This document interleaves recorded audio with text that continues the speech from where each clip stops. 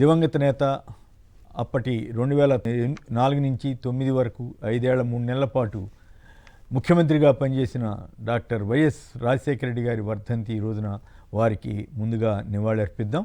ఆ నివాళి అర్పించడానికి ముందు వారు చేసిన ఒక వ్యాఖ్యని చూద్దాం. చరిత్ర చూస్తుందయ్యా, కాకిలా 100 సంవత్సరాలు బతకడం ముఖ్యం కాదు, మనం అధికారంలో ఉన్నప్పుడు ఏం చేశాము, చరిత్రలో ఏ విధంగా నిలిచిపోతున్నాము అనేది ముఖ్యం.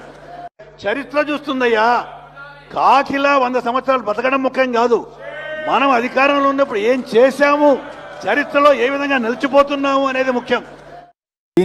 ముందుగా వైఎస్ఆర్కి నివాళి అర్పించిన తర్వాత మిగతా అంశాల్లోకి వెళ్దాం. పురుషోత్తమ రెడ్డి గారు చెప్పండి, వైఎస్ఆర్ ఎందుకు గొప్ప నాయకుడిగా జనాదరణ పొందగలిగారు? కుమినేని గారు, అందరికీ నమస్కారం. నమస్కారం. వైఎస్ రాజశేఖర రెడ్డి గారు మరణించి దూరం అయ్యి దాదాపు 16 సంవత్సరాలు అవుతుంది. రాజశేఖర రెడ్డి గారు మరణించిన కాలం పెరిగేసరికి వారి ప్రాధాన్యత, వారు తీసుకొచ్చినటువంటి నిర్ణయాల యొక్క అవసరం, ఆవశ్యకత మరింత పెరగడం అనేది రాజశేఖర రెడ్డి గారి యొక్క గొప్పతనానికి నిదర్శనం. మీరు రాజశేఖర రెడ్డి గారు యొక్క క్లిప్పింగ్ ఈ రోజు అసెంబ్లీలో ఆయన చేసిన వ్యాఖ్య చూశారు. ఎంతకాలం బతుకుతాం అనేది కాదు, ఎలా బతుకుతాము అనేది చాలా ఇంపార్టెంట్ అని చెప్పారు. ఇంకా వారి తనయుడు జగన్మోహన్ రెడ్డి గారు అయితే చనిపోయిన తర్వాత ఎంతకాలం బతుకుతాం అనేది చాలా ఇంపార్టెంట్ అంటాడు. కాబట్టి ఇద్దరికి ఆ కోయిన్సైడ్ ఉంది. కాబట్టి రాజశేఖర రెడ్డి గారు ఈరోజు మన ముందు లేకపోయినా వారు చూపిన మార్గం మాత్రం అనునిత్యం కనిపిస్తుంది. కొమినేని గారు ఒక సీనియర్ జర్నలిస్ట్ గా మీకు తెలుసు, రాష్ట్ర విభజన ఒక ప్రత్యేక పరిస్థితిలో జరిగింది. ఒక రకం సమైక్యాంధ్ర ఉద్యమం, వేర్పాటు ఇట్లా జరిగిన నేపథ్యంలో ఉమ్మడి రాష్ట్రాన్ని పరిపాలించిన ముఖ్యమంత్రి చూపించే కార్యక్రమాలు వివాదం కావాలి మామూలుగా అయితే, ఎందుకంటే ఉమ్మడి ఉద్దేశంతో. కానీ రాజశేఖర రెడ్డి గారు గొప్పతనం ఏంటంటే జలయజ్ఞం కావచ్చు, అన్ని పథకాలు, గ్రేటర్ హైదరాబాద్ ఎన్ని చూసుకున్నా మరింత అది అవసరం అనిపిస్తోంది. విడిపోయిన రాష్ట్రానికి కూడా ఆయనే పరిష్కారం కావడం అనేది ఆయన విజనరీకి. కాబట్టి అది గ్రేటర్ హైదరాబాద్ అన్నా, శ్రీ సిటీ అయినా, సంక్షేమ పథకాలైనా ఏదైనా సరే భవిష్యత్ తరాలు కూడా అందుకునేట్టుగా అది అనివార్యమైన పరిస్థితి సృష్టించడం అనేది చాలా స్వల్పకాలం. రాజశేఖర రెడ్డి గారు ముఖ్యమంత్రి 5 ఏళ్ళు అనేది ప్రజా జీవితంలో పెద్ద కాలం కాదు. 5 సంవత్సరాలు చాలా స్వల్పకాలం. స్వల్పకాలంలోనే దీర్ఘకాలిక యొక్క లక్ష్యాన్ని నెరవేర్చగలిగినారంటే ఖచ్చితంగా అది గొప్ప విషయం. కాబట్టి రాజశేఖర రెడ్డి గారు ఏదైతే చెప్పారో, వారి తనయుడు ఏదైతే ఆశించారో, ఆ రెండు అప్రోప్రియేట్ గా ఈ రోజు కరెక్ట్ అనిపిస్తుంది. వారికి ఈ సందర్భంగా నివాళులు అర్పిస్తున్నారు. రైట్, అది పురుషోత్తమ రెడ్డి గారు ఘనంగా నివాళి అర్పించారు. ఇక యానాది గారు చెప్పండి, వైఎస్ రాజశేఖర రెడ్డి గారు ఎందుకు గొప్ప నాయకుడిగా గుర్తింపు పొందారు? నమస్కారం అండి. మీకు ప్యానల్లో పాల్గొన్న పెద్దలకి, అదేవిధంగా సాక్షి ప్రేక్షకులకి, ఈరోజు మరుపురాని మహానేత దివంగత ముఖ్యమంత్రి శ్రీ వైఎస్ రాజశేఖర రెడ్డి గారి 16వ వర్ధంతి సందర్భంగా వారికి నివాళులు అర్పిస్తూ, ముఖ్యంగా రాజశేఖర రెడ్డి గారు అంటే అసలు ఎక్కడైనా కానీ సామాన్యమైన ప్రజలకు ప్రభుత్వము ద్వారా ఇంత చేయొచ్చా అనేది ఒకసారి నిరూపించినటువంటి వ్యక్తి. రాజశేఖర రెడ్డి గారి వల్లనే ఈ సమాజంలో ప్రజలు, ఒక సామాన్యమైనటువంటి పేదవాడు కార్పొరేట్ హాస్పిటల్ గేట్ కూడా తెలియనటువంటి వ్యక్తి కూడా ధైర్యంగా పోయి గుండె ఆపరేషన్ కూడా చేయించుకొని బతికి బయటికి రాగలడా అనేది ఒక చరిత్ర. అదేవిధంగా సామాన్యమైనటువంటి బలహీన వర్గాలు, ఎస్సీలు, ఎస్టీ, బీసీ, మైనార్టీ, పేదవాడు కనీసం కాన్వెంట్ స్కూల్లో ఎల్కేజీ చదివించలేనోడు కూడా తన బిడ్డని ఒక ఉన్నత డాక్టర్ గాని, ఇంజనీర్ గాని చదివించే శక్తి అయ్యే ఈ రోజు ఆంధ్రప్రదేశ్ లో, తెలంగాణలో లక్షలాది కుటుంబాలు ఈ రోజు ఉన్నత స్థాయికి ఎదిగినాయి. అది ప్రభుత్వం ద్వారా చేయొచ్చా అనేటటువంటి నిరూపించినటువంటి వ్యక్తి వైఎస్ రాజశేఖర్. అదే కాదు, ఒక సామాన్యుడు రోడ్డు మీద ఏదైనా యాక్సిడెంట్ కానీ అత్యవసరం అయితే నిమిషాల వ్యవధిలోనే అతన్ని తీసుకొని పోయి హాస్పిటల్లో చేర్చి బతికించగలిగేటటువంటి సంజీవిని ఉన్నాటి. అంటే ఇవన్నీ భారతదేశంలో వారిని ఆదర్శంగా అన్ని రాష్ట్రాలు కూడా తీసుకొచ్చేట ఒక సంక్షేమ పథకాన్ని రూపకల్పన చేస్తే దాన్ని ఆదర్శంగా దేశవ్యాప్తంగా, ప్రపంచవ్యాప్తంగా ఇంప్లిమెంట్ చేసి ప్రజలకు అందించగలిగేటటువంటి సంక్షేమ పథకాలు రూపకల్పన చేసినటువంటి, చనిపోయిన చిరస్థాయిగా మన గుండెల్లో నిలిచిపోయినటువంటి మహోన్నతమైనటువంటి మహానేత వైఎస్ రాజశేఖర రెడ్డి గారు. అందుకే రాజశేఖర రెడ్డి గారికి 16 ఏళ్ళు కాదు, 100 సంవత్సరాలైనా కానీ రాజశేఖర రెడ్డి ఈ సంక్షేమ పథకాలు ఎవరైతే అందుకుంటున్నారో, కొనసాగుతున్నాయో వారు అందరూ కూడా ఆదర్శం రాజశేఖర రెడ్డి గారే గుర్తుంటారు. అందుకే ఆయన అంటే అంత గొప్ప నేత, జీవితంలో ముప్పురానటువంటి మహానేత వైఎస్ రాజశేఖర రెడ్డి గారు. వారికి నివాళులతో పాటు వారి ఆశయాలు కొనసాగిస్తున్నటువంటి వైఎస్ జగన్మోహన్ రెడ్డి గారి ద్వారా మేము కూడా రాజశేఖర రెడ్డి గారికి జీవిత కాలం వారి నివాళులు అర్పిస్తూ వారి ఆశయాలు కొనసాగిస్తూ. రైట్. ఇక ఆంధ్రప్రదేశ్ వార్తల్లోకి వెళ్దాం. సాక్షి పైన ఎందుకు పోలీసులు దాడి చేశారు, ఏం కదా? ఒక పక్క ప్రజలకి ఎక్కడ లేని స్వేచ్ఛ ఇచ్చానని చంద్రబాబు గారు కబుర్లు చెబుతున్నారు, ఇంకో పక్క కుప్పం వెళ్ళాము వైసీపీ రక్తపాతం సృష్టిస్తోందని. ఎందుకు అసత్య వచనాలతోటి జనాన్ని ఎంతసేపు ఇట్లా చేస్తున్నారు? యానాదయ్య గారు మీరు చెప్పండి. మొన్న కుప్పంలో అట్లాగే వైసీపీ మీద విపరీతమైన కోపం ఏమిటి? సాక్షి అంటే భయపడుతున్నారా? జగన్ గారు అంటే మళ్ళీ భయపడుతున్నారా? మళ్ళీ అధికారం వచ్చేస్తుంది ఆయనకి, మొన్న ఇట్లా గెలిచాము ఈవీఎంలా లేకపోతే ఇంకోట అనేది ఆ భయం లోపల తొలిచి ఈ రకంగా ఇంత అచ్చంగా ఇదే మాట్లాడుతున్నారు ఆయన. సాక్షి మీద దాడి కానీ చంద్రబాబు గారి వ్యాఖ్యలు కానీ మీరు ఎట్లా విశ్లేషిస్తారు? ఒక్కటండి, ఇప్పుడు చంద్రబాబు నాయుడు గారు చేసేటివన్నీ కూడా ఇప్పుడు ఉన్నటువంటి మిగిలిన మీడియా అన్ని కూడా మూసిపెట్టేశాడు, మొత్తం గంప కింద మూసేశాడు తెలుగుదేశం జెండా కింద. ఇప్పుడు ఆయన తప్పులు ఎత్తి చూపుతా ఉన్నటువంటి ఏకైక పేపర్ కానీ ఛానల్ కానీ సాక్షి. ఇప్పుడు భరించలేకున్నాడు. ఇప్పుడు కూడా చంద్రబాబు నాయుడు గారిని ఆయన తప్పు చేసి ఏదైనా ఆ తప్పు అని ఎవరన్నా అంటే భరించలేడు. చంద్రబాబు నాయుడు గారు నైజమే అది భరించలేడు. ఇప్పుడు ఇంకొకటి ఎందుకంటే ఆయన ఏదో విధంగా ఈవీఎంలు ఫ్రాడ్ చేసుకుని తేటతెల్లేని 12.5% ఓట్లు వేసుకొని నియోజకవర్గాలు 30 నుంచి 35,000 ఓట్లు వేసుకొని 35,000 లోపల గెలిచిన వాళ్ళే మా వాళ్ళు, 60 మంది కూడా గెలిచలేదు. ఏదో విధంగా ముఖ్యమంత్రి అయినాను. ఇప్పుడు ఈ ఈవీఎంలు కూడా బయటకు వచ్చే పరిస్థితి ఉంది. కాబట్టి ఈ పరిస్థితిలో నేను మళ్ళా గెలిచే పరిస్థితి లేదు. ఇప్పుడు నేను చేసేది నేను సర్దుకుందాం అనుకుంటే అమరావతి అది ఇది చెప్పేసి ఏదో పూర్తిగా సర్దుకొని నా కొడుకు మొత్తం సెట్ చేద్దామంటే ఈ మొత్తం నేను చేసేటి పాపాలన్నీ కూడా ఈ సాక్షి పేపర్ ఒక్కటే కదా. ఈ ఒక్కదాన్ని ఏదో నిర్మూలించగలిగితే ఉండేది వైఎస్ఆర్ వ్యతిరేకంగా ఉండే పార్టీ వైఎస్ఆర్ కాంగ్రెస్ పార్టీ ఒకటి. ఆయన చేసే తప్పులు బయట పెట్టేది ఒకే ఒక పేపర్ ఛానల్ సాక్షి. ఈ రెంటి వల్లనే కదా. ఈ రెండు లేకపోతే నేనే ఇంకా కింగ్ మేకర్. మిగతా వాళ్ళందరినీ కూడా కొనేశాను. పవన్ కళ్యాణ్కి నా జోబీ సంస్థ, మిగతా పార్టీలు సిపిఎం ఇవన్నీ కూడా నిన్నటిదాకా ఆయనతో పాటు తిరిగి ఈ రోజు గట్టిగా మాట్లాడే పరిస్థితి కూడా లేదు. కేవలం ఆయన చేసేటటువంటి తప్పులను ఎత్తి చూపుతున్నటువంటి ఆయనే అడగమంటాడు, నేను తప్పు చేస్తే నిలదీయండి అంటాడు. నిలదీస్తే పేపర్ మీద దాడి చేస్తాడు. మరి మీరు ఇంతకుముందు చెప్పినట్టు రాధాకృష్ణ గారు ఆయన గుర్తు చేసేదానికి రాశాడు. ఈ విధంగా మీ ఎమ్మెల్యేలందరూ ఫ్రాడ్ చేస్తూ మీ ఎమ్మెల్యేలంతా అవినీతి పరులు అయిపోతున్నారు, ఈ విధంగా నీకు పిచ్చి పట్టింది పీకోని వాస్తవం అవన్నీ. మరి ఆయన మీద యాక్షన్ తీసుకోలేడు. ఎందుకంటే అది భజన పేపర్. ఆయన గుర్తు చేసేదానికి అంటే రాధాకృష్ణ గారు ఒకసారి 2 సార్లు ఫోన్లు చేసి చెప్పింటాడు వాళ్ళకి, వినలేదు కాబట్టి మీడియా పర్సనల్ గా రాసేస్తే అప్పుడైనా మారుతారని చెప్పేసి అంటే ఫైనల్ స్టేజ్ లో రాధాకృష్ణ గారు రాశారు. లేకపోతే ఆయన అంత ఈజీగా చంద్రబాబు నాయుడు మీద రాశారు. కానీ ఈ రోజు సాక్షి నిన్న రాత్రి జరిగినటువంటి దుర్మార్గమైనటువంటి పరిస్థితి, ఇప్పుడు జరిగినటువంటి పరిస్థితిని పోలీసు వ్యవస్థలో జరుగుతూ ఉన్నటువంటి వాస్తవాల్ని సాక్షి పేపర్లు రాశారు. దాన్ని రెక్టిఫై చేసుకో, విచారణ చేయి, కేసు పెట్టు. సాక్షి ఆఫీస్ పైన దాడి, మీడియా పైన దాడి చేయడం అంటే వాంటిల్ని గతంలో కూడా చూశారు.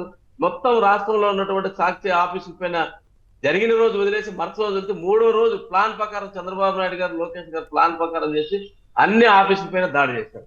అంటే ఏదో విధంగా మాకు వ్యతిరేకంగా రాసేటటువంటి సాక్షిని నిర్మూలించాలి. వైఎస్ఆర్ కాంగ్రెస్ పార్టీ చేసేటటువంటి ఉద్యమాలను చూపిస్తా ఉంది.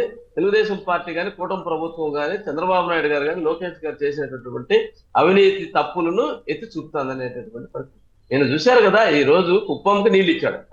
ఏది కుప్పానికి కృష్ణా జలాలు, కుప్పానికి కృష్ణా జలాలు చంద్రబాబు నాయుడు గారు వేయండి. ఎప్పుడో జగన్మోహన్ రెడ్డి గారు 2024లోనే కుప్పానికి నీళ్లు అందించినటువంటి పరిస్థితి. పొంగనూరు నుంచి కుప్పం వరకు బ్రాంచ్ కెనాల్ పూర్తి చేసినటువంటి వ్యక్తి జగన్మోహన్ రెడ్డి గారు. పూర్తి చేసి కుప్పంకు నీళ్లు అందించింది ప్రత్యక్షంగా 2024లో జగన్మోహన్ రెడ్డి అందిస్తే ఈ రోజు ఏదో ఒక అక్కడ కాంక్రీట్ పని కొంచెం చేసేసి ఈ రోజు మళ్ళా నీళ్ళు వచ్చాయి కాబట్టి, వరదలు వచ్చి నీళ్ళు వచ్చాయి కాబట్టి ఆయన పోయేసి ఆడ పూలహారం చేసి అంటే ఆయన క్రెడిట్ చోరీ కాదు, చంద్రబాబు నాయుడు నైజం చోరీ. ఈ రోజు క్రెడిట్ చోరీ చేశాడు. అంతకుముందు ఎన్టీ రామారావుకి ఎందుకు ఓటు చేసి పార్టీ చోరీ చేశాడు, ముఖ్యమంత్రి చోరీ చేశాడు. నిన్న లాస్ట్ ఓడిపోతామని ఓటు చోరీ, క్రెడిట్ చోరీ, పార్టీ చోరీ, పదవి చోరీ, ఓటు చోరీ.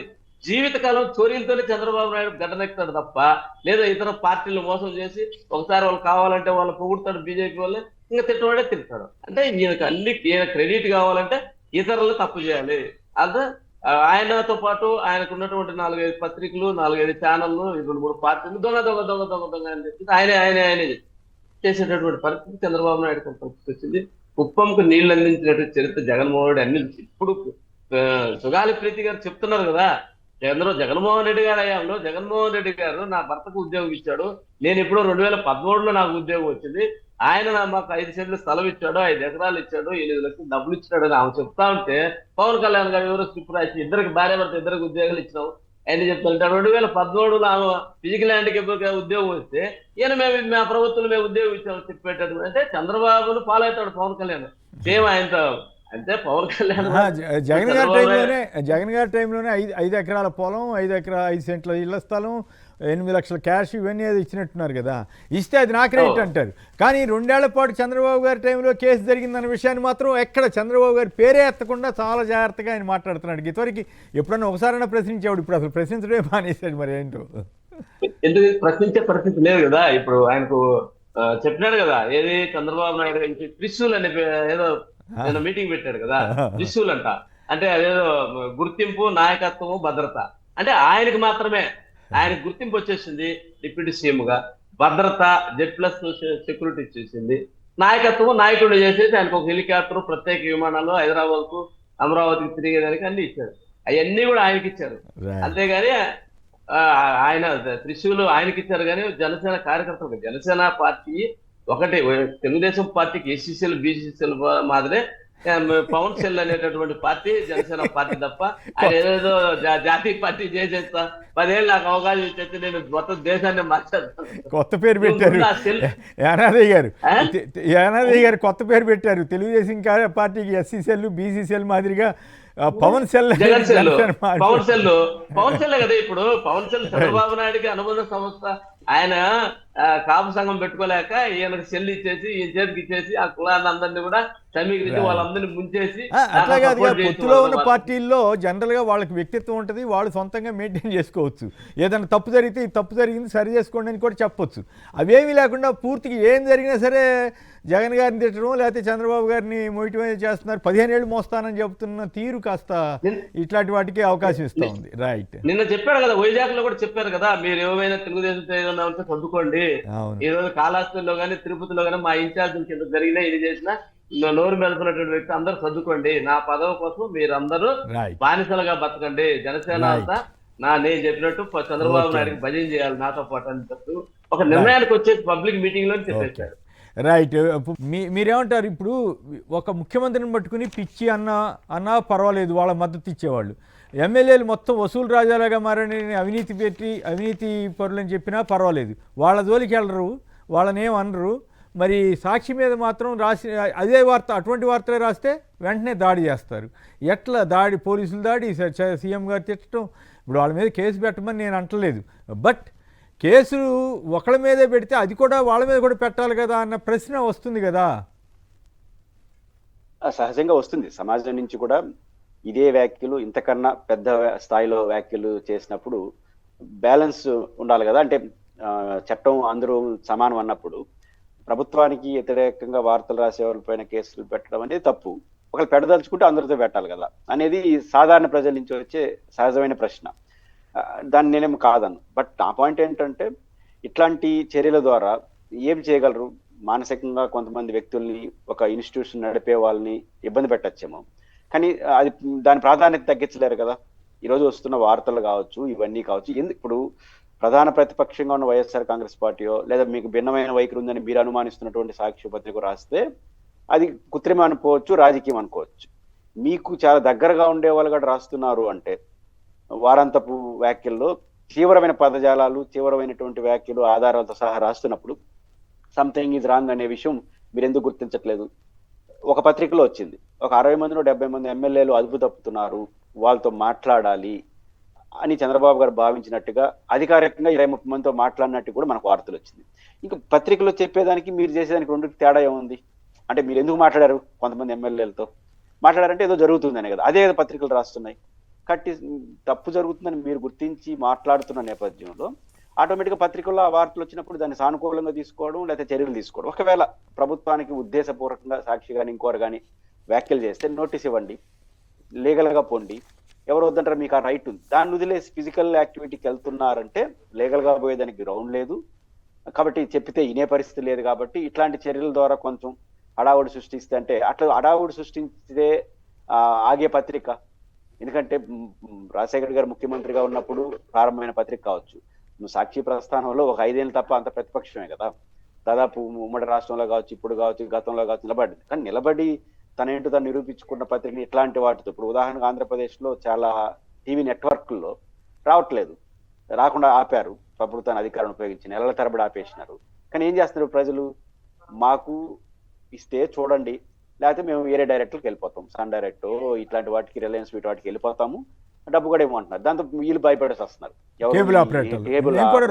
మేము కూడా అవకాశం ఉన్నప్పుడల్లా చెబుతున్నామండి, సాక్షి అభిమానులు ఎవరు కూడా నిరాశపడద్దు. చంద్రబాబు ప్రభుత్వం చేస్తున్నటువంటి కక్షపూరితమైనటువంటి ధోరణిని మీరేమి దాన్ని చూసి భయపడక్కర్లేదు. శుభ్రంగా కేబుల్ ఆపరేటర్ చెప్పండి, మీరు పెడతారా పెట్టండి, లేదంటే మీ కేబుల్ కనెక్షనే అక్కర్లేదని చెప్పండి. శుభ్రంగా ఈ డిష్ టీవీయో ఇవి ఉన్నాయి కదా, స్కై టీవీలని తీసేసుకోండి, దానికంటే కూడా తక్కువ రేటు కూడా వస్తుంది. ఇవన్నీ కూడా ఈ తెలుగు ఛానల్స్ మాత్రమే తీసుకుంటే పెద్ద ఖర్చు కూడా కాదు. కాబట్టి అట్లా చేయండి అని సలహా ఇస్తున్నాం. చాలామంది, కొన్ని వేల మంది అట్లా మారారట పురుషోత్తం గారు. కొమ్మినేని గారు, మీరు మారిన తర్వాత చెప్పినారు, వాళ్ళు ఆల్రెడీ మారారు. అదే ప్రజలు ఎప్పటి నుంచో ఆ భావన ప్రజలు చెప్పుకోరు కదా, కానీ వాళ్ళు కఠినంగానే ఉంటున్నారు. విలేజ్లో వాటిలో వస్తున్నాయి, ఇది సహజం అంటున్నాను. మీరు ఎంతకాలం ఆపుతారు? రెండోది, ఇప్పుడు సోషల్ మీడియా వచ్చేసిన తర్వాత మన చేతుల్లోనే ప్రపంచం కనపడతా ఉంది. సో కాబట్టి ఇక్కడ ఆగేది కాదు. కానీ ఇది శక్తి కొంత ఆ బాధ్యత నిర్వహించే ఎడిటర్లు వాళ్ళకి కొంచెం విసుగు పోవడం రావడం తప్ప ఇది ఆగదు. అది వాళ్ళు గుర్తిస్తే మంచిది. ఏ పత్రికను కూడా ఆపితే ఆగేది కాదని చరిత్ర మనకు కనపడుతుంది. రెండోది, ఈ పేకు, ఈ అలిగేషన్స్ అన్ని ఒక అసహనం చేస్తున్న వాటిగా నేను భావిస్తాను. కుమార్ గారు, అసహనం అంటే ఇది సహనంతో చేసే వ్యాఖ్యలు అయితే ఇట్లా ఉండవు, కన్స్ట్రక్టివ్గా ఉంటాయి. అసహనంతో చేసే వ్యాఖ్యలు ఏమి ఉంటాయి? రక్తపాతం, ఫేక్ లేకుండా ఉంటాయి, ఇవి వచ్చేస్తాయి. దీనివల్ల ఏమవుతుందంటే మనం ఇబ్బంది పడతాం. వాళ్ళకి ఈ జగన్ గారిని అలా పదజాలాలు వాడితే ఎందుకు, నేనేమిటంటే పేక్ లేకపోతే ఆఫ్టర్ ఆల్ అన్న తర్వాత ఇంకా మళ్ళీ ఆయన పట్టించుకోవడం ఎందుకు అంట నేను. మీరేం ఆఫ్టర్ ఆల్ ఒక ఎమ్మెల్యే 11 ఇంకా అయిపోయింది ఇవన్నీ చెప్తున్నారు కదా, ఇంకా మళ్ళీ దాన్ని పట్టించుకోవడం ఎందుకు? ఆయన పాటగానే మాడుకుంటూ ఉంటాం. ఇప్పుడు బయట ఎట్లా తిడుతుంటే, ఈయన ఇంత దూషణలు దిగుతుంటే నిజంగా జగన్ గారు అసెంబ్లీకి వెళ్తే ఇంకా అసలు ఎంత అందరూ కలిసి రెచ్చిపోరా? నిజంగానే ఆశ్చర్యం వేస్తుంది.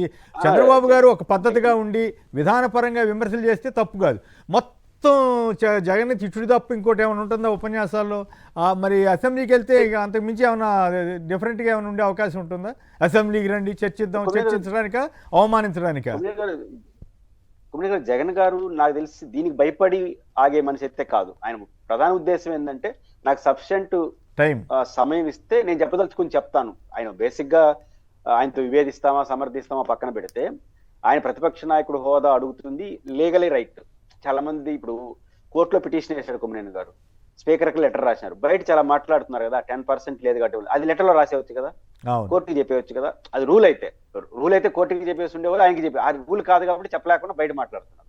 ఇప్పుడు ఆయన కోరుతున్నది ప్రధానంగా ఇట్లాంటి అనుమానాలకి అవమానాలకు భయపడే సమాచారం ఆయన కాదు. గత 14 నుంచి 19కి సంఖ్య ఎక్కువ తప్ప అవేం తగ్గలేదు కదా, మామూలుగా మాట్లాడలేదు అప్పుడు కూడా. ఆయన ఎదుర్కోగలడు. బట్ ఆయన కోరుకున్నది ఏంటంటే, నాకు సఫిషియెంట్ టైం ఇస్తే నేను చెప్పదలుచుకుని చెప్పడానికి అవకాశం, అది లేనప్పుడు ఏంటి అనేది క్వశ్చన్ వస్తుంది. బహుశా ఆయన వైఖరిలో మార్పులు రావచ్చు, ఏదైనా కావచ్చు. ఆయన వెళ్ళకపోవడానికి ప్రధాన రీజన్ సమయం కావాలనుకుంటున్నాడు. ఈ అనుమానాలకు దీనికి ఆయన బెదిరే సమాచారం, ఒడిసే సమాచారం కాదులే కానీ దాన్ని నిలబడతాడు. అది గతంలో 14 నుంచి 19 కూడా రేపు నిలబడతాడు. కాబట్టి అది పెద్ద ఇబ్బంది కాదు. బట్ సమయాన్ని ఆయన కోరుకుంటాడు. అయితే ఇక్కడ ఇంకొక పాయింట్ చెప్పండి, పోలీస్ శాఖలో అవినీతి మీద ఏదో నిన్న కథనం రాసినట్టున్నారు. నేను కూడా ఆ హెడ్డింగ్ చూశాను. వాళ్ళే చెప్పుంటారు కదా, వాళ్ళు చెప్పకుండా సాక్షిలో రిపోర్టర్లకు ఎవరు ఊహించి రాసే పరిస్థితి ఉండదు కదా, ధైర్యంగా వాళ్ళే చెప్తారు. వాళ్ళతోటే అసోసియేషన్తో కేసు పెట్టించారు, వాళ్ళకేం సంబంధం? పైగా ఎవరి పేరు పెట్టినట్లేరు. మరి అయినా కూడా ఇట్లాంటి వార్తల మీద కేసులు పెట్టాలంటే, గతంలో జగన్ గారు ముఖ్యమంత్రిగా ఉన్నప్పుడు ఈనాడు, ఆంధ్రజ్యోతి ఎన్ని అరాచక వార్తలు రాసినాయి. నాగుబాములాగా కూడా చూపిస్తూ బొమ్మలేసి మరి నాన్న ఇప్పటికి కూడా రాస్తున్నారు. సరే, ఇప్పుడు అపోజిషన్ కాబట్టి వాళ్ళు ఇష్టం ఏమైనా రాసుకుంటారు, వాళ్ళకి ఎవడేం చేయలేరు కాబట్టి. కానీ అప్పుడు ఎన్ని రాశారండి, ఎన్ని కేసులు పెట్టి ఉండొచ్చండి. మరి ఇప్పుడు పోలీస్ శాఖలో అసలు అవినీతి జరగట్లేదు. ఇవాళే ఒక వార్త వచ్చింది, సిఐ కారణంగా ఆత్మహత్యాయత్నం జరిగిందనో ఏదో. మరి ఇప్పుడు అలాంటి వాళ్ళ మీద చర్య తీసుకోరా? ఎక్కడ పడితే అక్కడ అక్రమ కేసులు పెడుతున్నారు. ఎట్లా ఓ పక్క హైకోర్టు చెప్తున్నా కూడా, తాడిపత్రిలో పెద్దారెడ్డి అనే ఒక మాజీ ఎమ్మెల్యేని ఆయన్ని లోపలికి ఊళ్ళోకి రానివ్వకపోతే ఈ పోలీస్ వ్యవస్థ లోపలికి ఆయన ఇంటికి తీసుకెళ్ళలేకపోయింది. మరి అది సమర్థత అనాలా, అసమర్థత అనాలా? ఎందుకు పోలీస్ శాఖ అర్ధరాత్రి వేళ దాడి చేయాల్సిన అవసరం వచ్చింది? నిజంగా ఈ చాలా ఆశ్చర్యంగా ఉంది కదా, పోలీస్ శాఖ కూడా అప్రతిష్టగా అనిపిస్తట్లేదా? కొమ్మిన గారు, ఇప్పుడు పోలీస్ శాఖలో అవినీతి ఆరోపణలపైన వార్తలు రాసినందుకు పోలీస్ సంఘం కేసు పెట్టింది. ఇప్పుడు తెలుగుదేశం ఎమ్మెల్యేలపైన అవినీతి ఆరోపణ వాళ్ళ అధ్యక్షుడు కూడా కేసు పెట్టచ్చు కదా. ఇప్పుడు ఎవరైతే రాశారో ఎమ్మెల్యే రాశారు, కొన్ని టీవీ ఛానల్లో అశ్లేషలు చెప్తున్నారు ఏమని, ఎమ్మెల్యేలు ఎడమ చేయి కుడి చేయి చాలకుండా కొత్తగా కొన్ని చేతులు పెట్టుకొని కొట్టేస్తున్నారని వాళ్ళ ఛానల్లో చెప్పినట్టున్నాడు కదా సుధాకర్ రెడ్డి గారు ఎవరో తెలుగుదేశం అధికార ప్రతినిధి చెప్పారు. ఇప్పుడు వాళ్ళ మీద ఎందుకు కేసు పెట్టారు? రాధాకృష్ణ గారు కూడా అదే రాశాడు కదా. అదే నేను వాళ్ళ మీద కూడా కేసు పెట్టాను అంటున్నాను. పోలీస్ సంఘం పోలీసులపైన అవినీతి కేసు పెట్టినప్పుడు, తెలుగుదేశం ఎమ్మెల్యేలపైన వచ్చిన అవినీతి పైన ఆరోపణలు చేసినప్పుడు తెలుగుదేశం అధ్యక్షుడు ఆయన విశాఖపట్నం అనుకుంటాను, వారు కేసు పెట్టచ్చు కదా.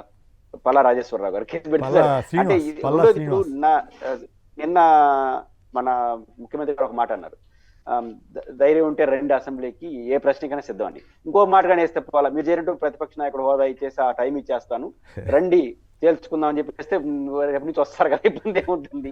కాబట్టి చేసిన సవాలుకి చెప్తున్న మాటలకి పంతను ఉంటే బాగుంటుంది. కాబట్టి పత్రికల్లో వస్తున్న వార్తల పట్ల మీరు వివరణ ఇవ్వండి, లేదా చర్యలు తీసుకోండి చట్టపరంగా. ఈ ఫిజికల్ యాక్టివిటీ పోవడం అనేది అది కరెక్ట్ కాదు. రైట్. ఏపీలో తీవ్రంగా ఉన్న విషజ్వరాలు, సిపిఎస్ల రద్దుపై ఇచ్చిన హామీ ఏమైందంటూ రెండు రాష్ట్రాల్లోనూ ఉద్యోగుల నిరసన. నిజంగానే జ్వరాల పరిస్థితి అంత తీవ్రంగా ఉందా? సాక్షిలో చాలా ప్రముఖంగా ఇచ్చారు యానాదయ్య గారు. అలాగే సిపిఎస్ ఉద్యోగులు దాని మీద కూడా మాట్లాడండి. ఈరోజు జ్వరాలు మామూలుగా లేదు.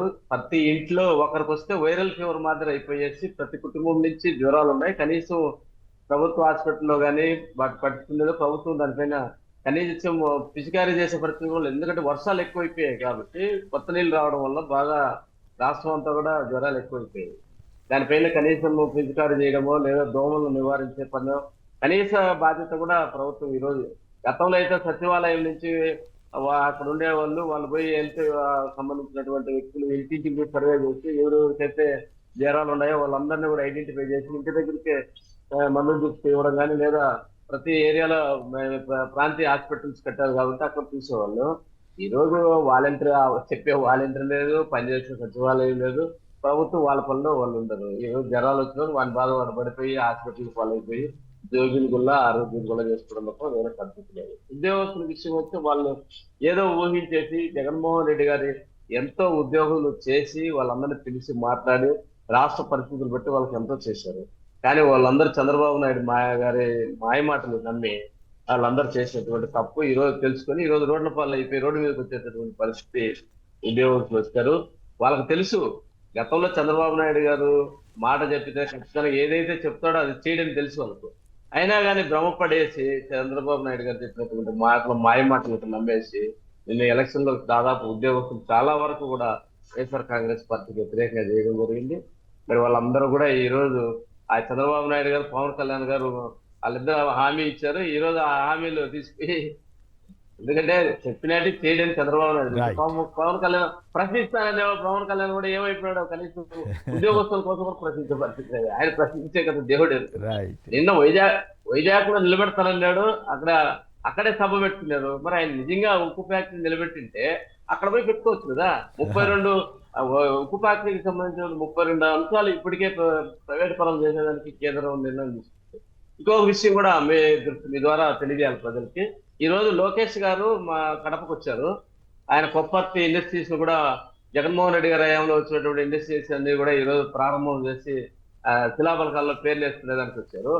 వేస్తున్నా మాకేమీ ఇబ్బంది లేదు. కానీ ఒక్క విషయం ఉంది దాంట్లో, ఏదంటే కొప్పర్తిలో జగన్మోహన్ రెడ్డి గారు ముఖ్యమంత్రిగా ఉన్నట్టు అప్పుడు ఎంఎస్ఎంఈ టెక్నాలజీ సెంటర్ 250 కోట్లతో మా కొప్పర్తిలో ప్రారంభించడం జరిగింది. మరి దాన్ని అమరావతికి ఇక్కడ నుంచి తరలిస్తూ జియో నెంబర్ 56 జారీ చేయడం జరిగింది. ఇప్పటికీ జియో ఇచ్చారు, దాన్ని తరలించాలని.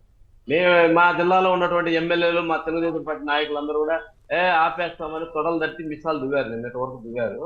వారు నిజంగా మీకు చిత్తశుద్ధితో ఈవీఎంలతో గెలుచుకుండా వైఎస్ఆర్ జిల్లాలో ఓట్లతో మీరు ఎమ్మెల్యేలుగా గెలిచింటే, మీరు ఈ రోజు పవన్ కళ్యాణ్ వచ్చేటటువంటి లోకేష్ ద్వారా ఆ జియో నెంబర్ 56 రద్దు చేపించి కడప కొప్పర్తిలోనే ఆ ఫ్యాక్టరీని నిలబెట్టగలరా? నిలబెట్టి మీ యొక్క చిత్తశుద్ధిని నిరూపించుకోవాలని కూడా డిమాండ్ చేస్తారు.